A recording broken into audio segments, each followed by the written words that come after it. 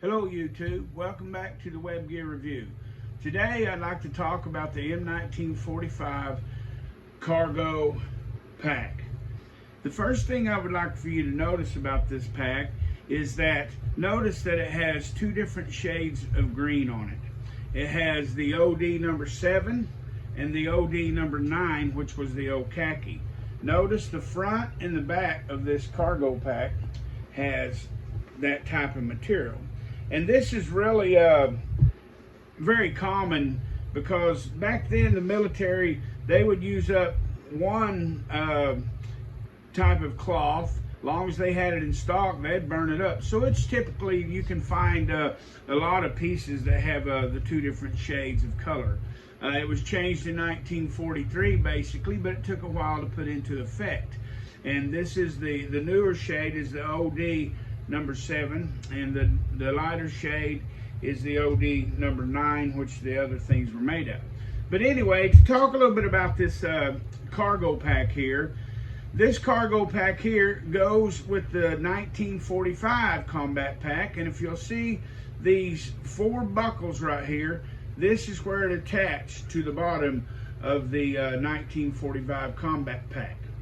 They would drop these off and in the rear, and then they'd head on up to the front to fight with the provisions or whatever they simply had in their combat pack. But notice how this thing worked. This here different from the M1944 in the strap system only. Basically, the cargo bag is basically the same bag that the 44 was. So it was easy to reuse these pieces that they already had cut out in the factories. So basically it's the same type bag, they just attach the mounting system. It wasn't very long into the 1944 combat pack and cargo pack that they discovered, hey, this Mickey Mouse system we got here, see my other video on the 44 combat pack, cargo pack, excuse me, did not work. So they come up with this new system, and here's how it worked. They would take this one strap. If you notice, this strap goes all the way around the pack itself. So virtually you're not going to fall out, it's not going to rip out, because this entire strap goes plumb around the bottom. It had 2 D-rings right here that you could clip the buckles of the strap in. If you attach this, if you wore this to the combat pack, then you'd attach your straps down here and stood on the 45 pack. That way you held it all into place.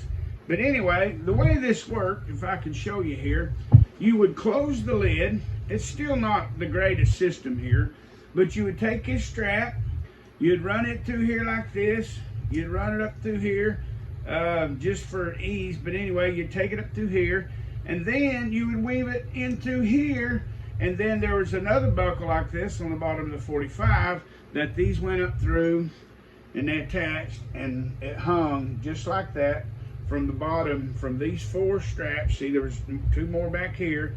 You'd lace them up, and they'd come up, and this would hang from the bottom of the combat pack. Now let's take a look at this pack. This pack here weighs 22 ounces. It's made out of heavy cotton canvas duck. It has a handle on top that it can be carried as a tool bag or just as a travel bag or whatever. These are actually pretty nice little bags here.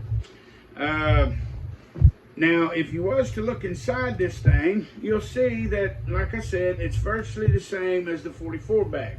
It has a 3-inch flange around 3 sides, so it can close in nice and tight to try to help prevent the elements outside of the bag. It has US, as you can see, stamped on the front right there. The maker right here, you can see it's 1945, and there's the name of the company who made this particular combat pack.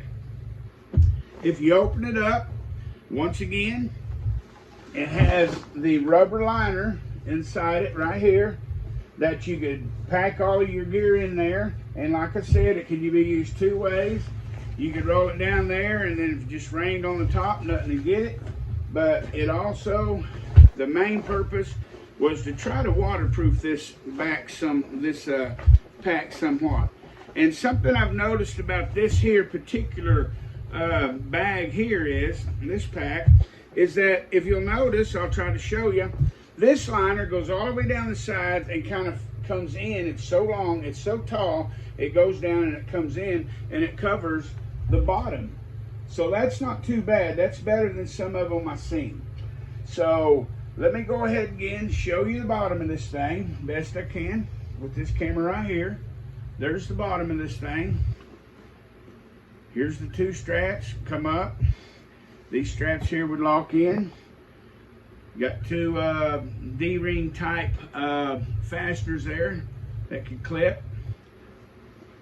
There's the back of it. These straps here, excuse me, just simply were used to go up through here and to weave in through there and lock this thing to the next pack, and that would hold it on to the bottom.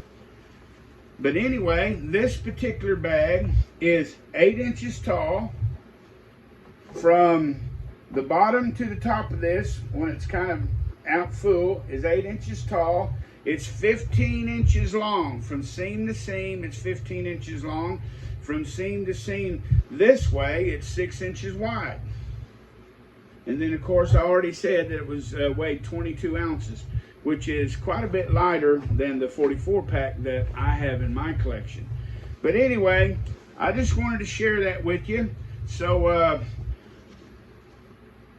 please subscribe to my channel and keep your eye out for more content. As soon as I get the bugs worked out of my camera system here, I'm trying to figure out how to get the full screen off my iPhone here, and if I can't, eventually I'm going to step up to a new camera, because I've got a whole line of combat packs that I want to review for you, but I want to be able to for you to see them really good. So thanks for watching the Web Gear review.